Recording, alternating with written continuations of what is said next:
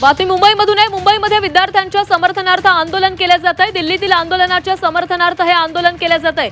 लाठीचार्ज विरोधात चेंबूरमध्ये आंदोलन केले जात आहे। दिल्लीतील दडपशाही विरोधात चेंबूरमध्ये धडक मोर्चा काढण्यात आलाय। विद्यार्थ्यांवर झालेल्या पोलिसी कारवाई विरोधात संताप व्यक्त केला जाणार आहे। चेंबूरच्या पीएल लोखंडे मार्गावरती हे आंदोलन होत आहे। लोकशाही आणि संविधानाच्या रक्षणासाठी विराट मोर्चात सामील होण्याचं आवाहन करण्यात आलेलं आहे।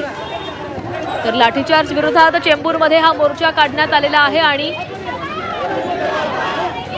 या संपूर्ण घटनेचा निषेध केला जातो। मुंबईमध्ये विद्यार्थ्यांच्या समर्थनार्थ हे आंदोलन सुरू झालेले आहे। अनेक शाळकरी विद्यार्थी देखील या मोर्चामध्ये सहभागी झालेले आहेत।